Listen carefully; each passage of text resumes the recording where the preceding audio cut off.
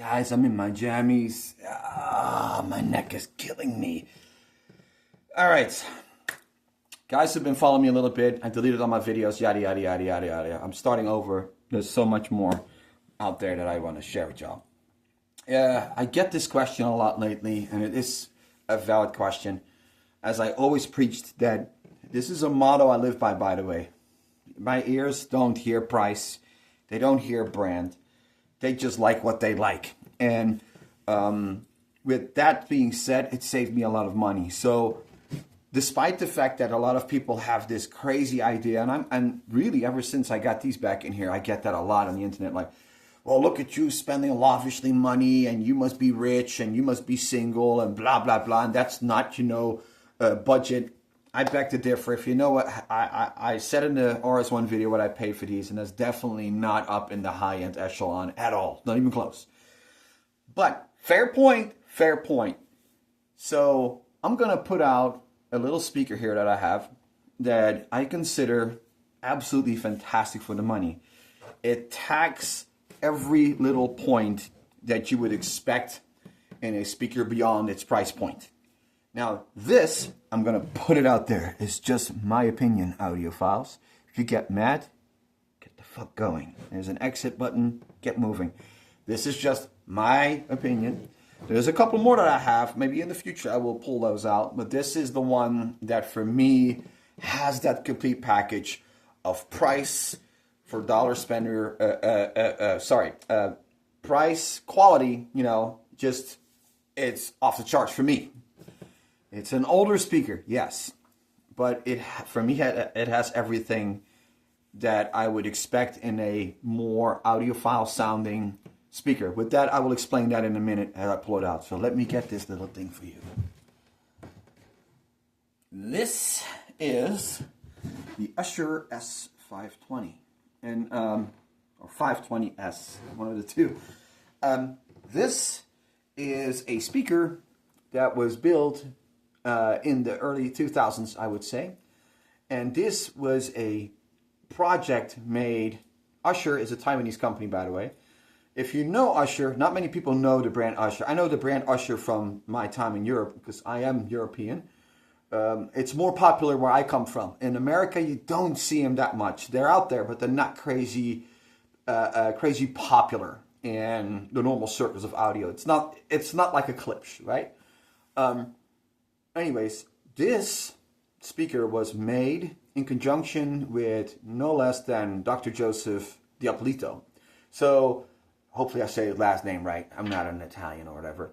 But guys who know this, that is the man who came up with the MTM design. So, mid-range tweeter, mid-range woofer, and then the tweeter in the middle. That guy. He still is in business. He has a laboratory, all that stuff. And he came together with Usher, with an Usher engineer. I forgot his name. The name is out there, guys. And they came up with a business card speaker. This is what I call a business card speaker. So when brands are making very high-end speakers and speakers in a certain price tag, $20,000, $15,000, $10,000, you're hitting a very small consumer market. That market shrinks tremendously as the price of your product goes up. Makes sense, right? Not everybody has 20 grand to spend on a loudspeaker. Very small niche group.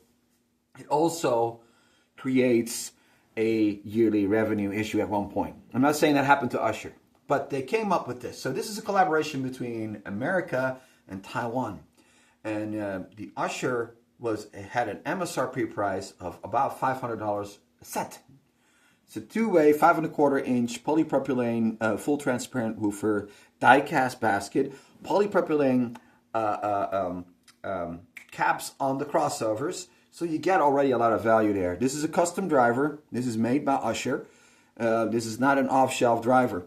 Tweeter, same thing. It's a silk dome tweeter, which is a very interesting thing. If I explain to you the sound signatures on them, the silk domes. This silk dome is very forward sounding. It's very audiophile, upper end sounding.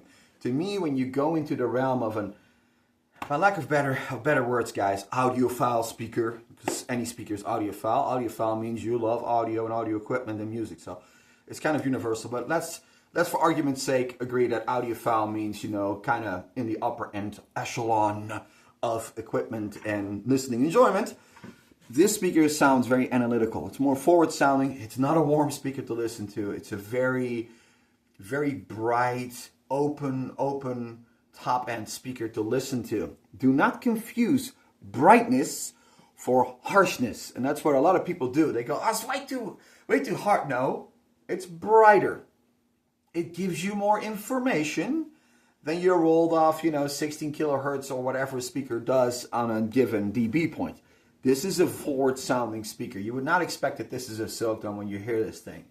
However, it has a couple of really beautiful qualities that make this speaker really uniquely qualified for a beginning audio guy, which has a small budget but does want to have that accurate sound coming out of a speaker.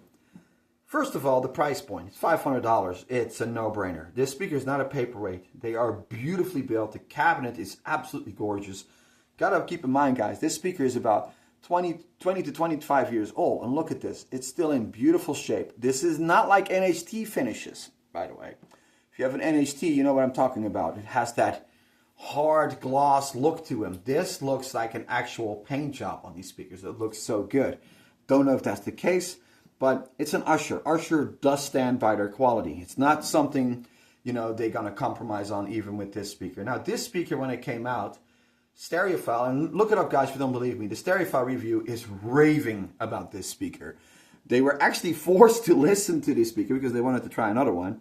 And they said, please try this one. Just take it and try it. And they did, and they loved it. It has a wonderful sound to it.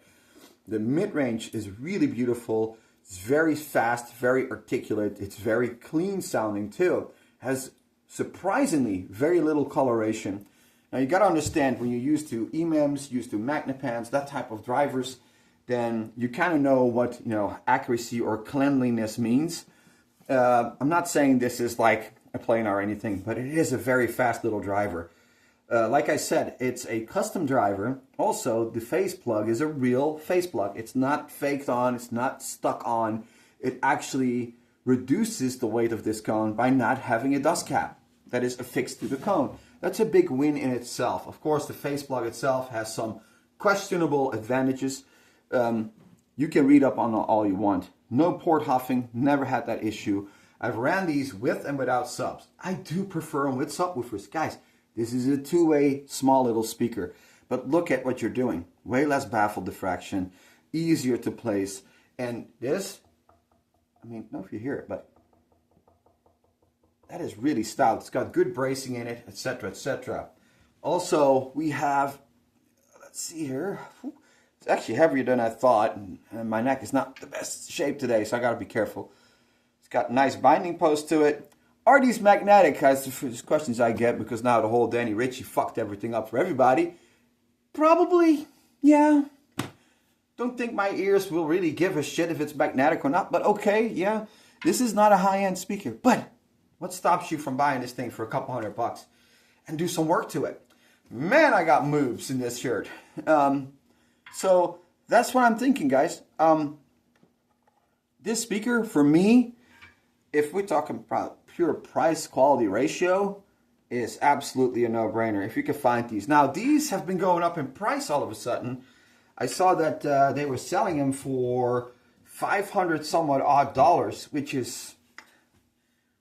Would I say quality-wise it's a good speaker for that price? Yes. That being said, there's a lot more out there now. You have ELACs, you have clips. Now I'm not a clips RF fan. I have had them here. I absolutely not my vibe.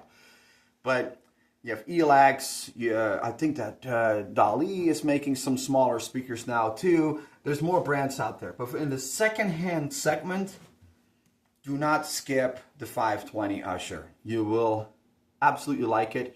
If you're into a more analytical and in a more, you want more of an analytical sound coming out of a speaker, so more towards an upper end price speaker sound, which is usually the case. You know, it's more brightness, it's more forward sounding.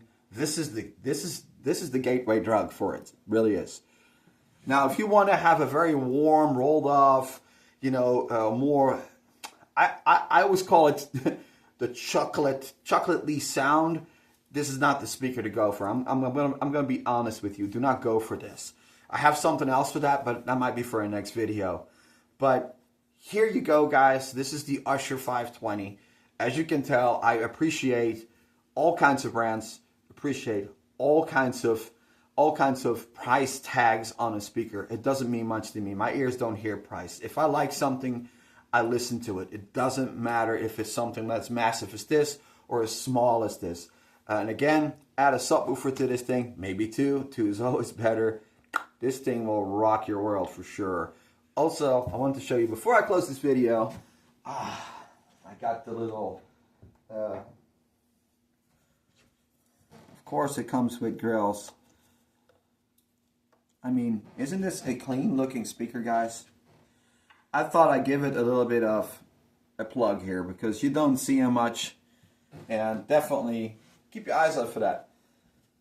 Give me a likes and thumbs up for my old man's jammies. See you later, guys.